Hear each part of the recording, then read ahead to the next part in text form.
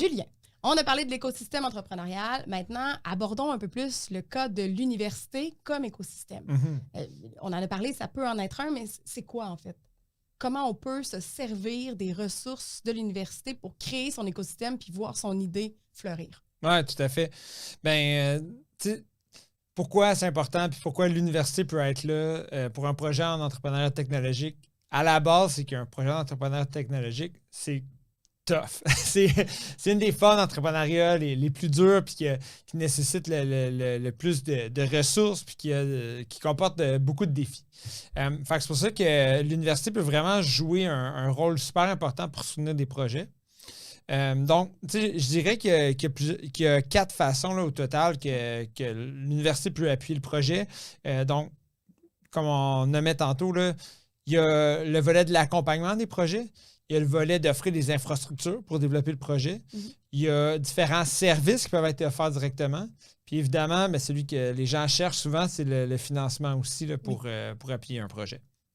Fait au niveau de l'accompagnement, je pense que ce qui est important à noter, c'est que souvent, l'entrepreneuriat technologique, l'idée, le projet, le produit vient assez tôt. Puis on sent qu'il y a un besoin ou un problème, puis on y répond par une technologie. Okay. Fait que c'est ça la réponse.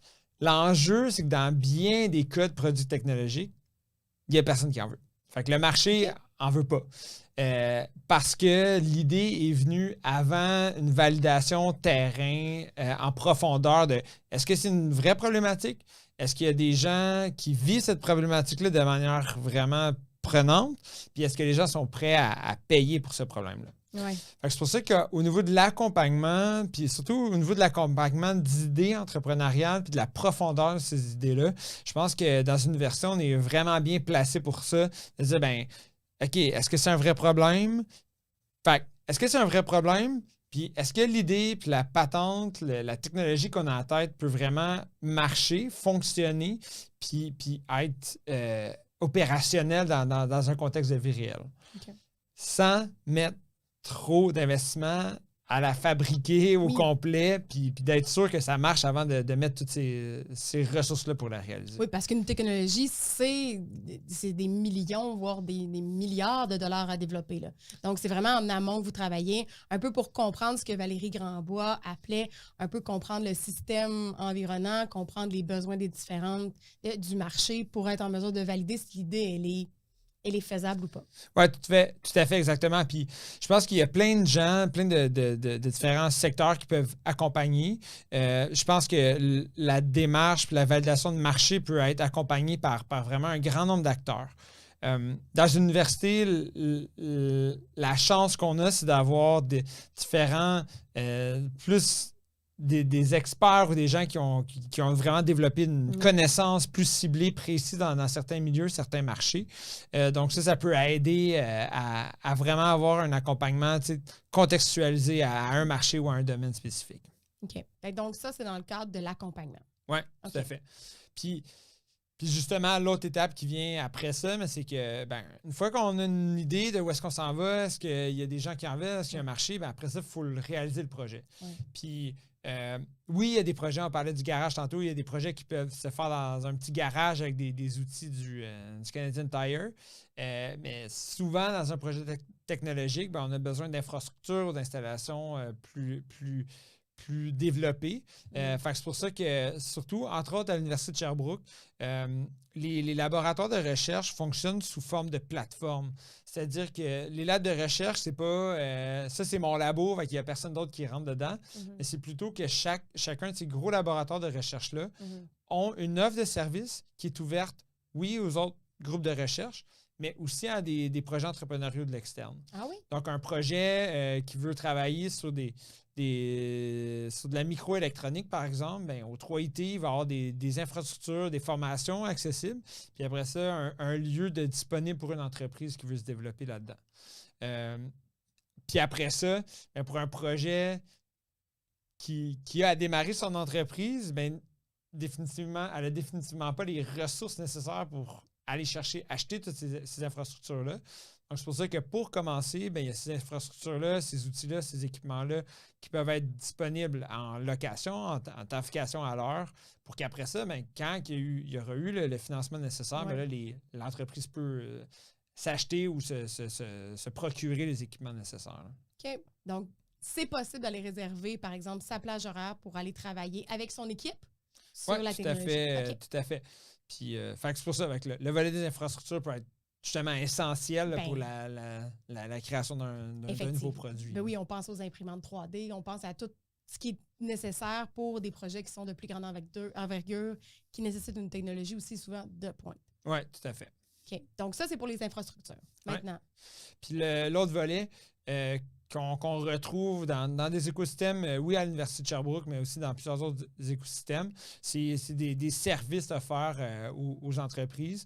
Entre autres, un des services super intéressants qu'on a, c'est la clinique juridique entrepreneuriale, par exemple. Ah oui. Fait qu'on a une clinique d'étudiants. En fait, c'est des étudiants qui sont accompagnés par des avocats en pratique pour donner de l'information juridique. Donc, comment je rédige un contrat, c'est quoi les informations de base sur la propriété intellectuelle, c'est quoi les différentes formes juridiques d'entreprise. Donc, ces gens-là sont là pour l'aider. On souhaite aussi soutenir des projets, par exemple, qui ont un impact positif sur l'environnement ou qui travaillent dans une optique de développement durable. Par exemple, on a la clinique en environnement qui a des étudiants qui font des mandats pour différentes organisations pour par exemple, faire une revue de c'est quoi la réglementation environnementale, c'est quoi l'analyse de cycle de vie d'un produit, c'est quoi l'impact, comment réduire l'impact d'un projet, etc.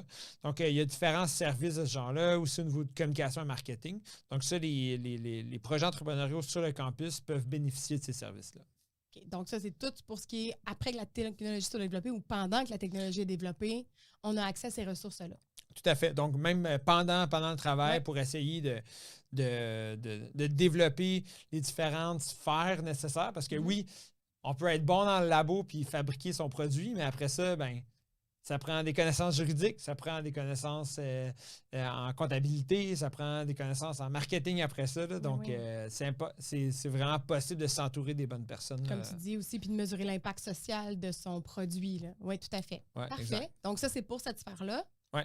Puis à la fin, ben justement, on souhaite démarrer une entreprise puis on a besoin de ressources financières pour les projets. Oui. Fait que ça, c'est un des points aussi là, que les étudiants, et les gens qui travaillent dans l'écosystème de l'Université de Sherbrooke peuvent bénéficier. Je pense qu'un des points où on soutient le plus les étudiants, c'est vraiment des microfinancements. C'est sûr qu'on ne débarque pas avec $1 million, là, mais c'est vraiment de trouver des bourses pour soutenir deux volets, là, surtout. Fait que le volet de prototypage. Donc, souvent, on imagine le produit final super développé et sophistiqué. Mais après ça, comment on est capable de faire la première version qui tient peut-être avec un peu de broche et de duct tape, mais qui est capable de convaincre un client puis qui est capable de dire à un client « OK, oui, je vois ce que tu veux faire puis je vois où est-ce que ça va s'en aller. » Fait que ça, souvent, c'est vraiment avec des fonds assez limités qu'on est capable de faire les premières étapes de validation technologique puis de prototypage. Le deuxième volet où on souhaite le plus soutenir les projets, c'est par exemple par des bourses pour pouvoir faire des stages dans son projet. Okay. Donc, souvent, ben justement, les étudiants peuvent le faire le soir, la fin de semaine, mais travailler à temps plein, c'est vraiment ça qui fait une différence. Donc, on a différents programmes de bourses pour que les gens puissent se dédier 4 mois à temps plein sur leur projet pendant un de leurs stages. Ça fait vraiment une différence. Oui, c'est vraiment la clé parce que justement, c'est quand on arrive à vraiment creuser puis surtout à se développer la discipline, la rigueur pour explorer l'idée entrepreneuriale que là, on arrive à se dire, ça va marcher, cool, j'ai des clients, ou ça va pas marcher, puis je suis aussi bien de passer à une autre idée ou à un autre projet. Là. Parce qu'effectivement, sur 100 idées, il y en a peut-être 3 qui vont être bonnes, là, mais l'important, c'est de bien les valider puis de ne pas investir.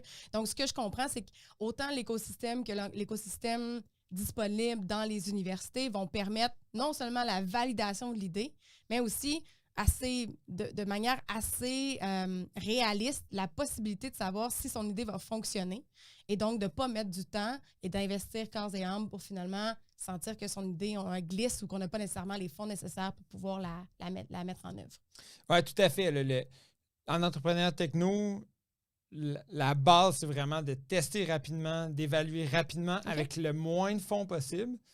Puis une fois qu'on arrive à faire ces validations-là, mais là, c'est là qu'on est capable de trouver des partenaires financiers pour la suite. Avec des partenaires comme l'Asset, comme les autres incubateurs. Donc, nous, on vient vraiment en amont pour pouvoir structurer puis appuyer des projets pour qu'ils soient de la meilleure qualité possible pour aller dans les étapes subséquentes. Parfait. Donc là, prochaine capsule, on va parler de ces étapes subséquentes.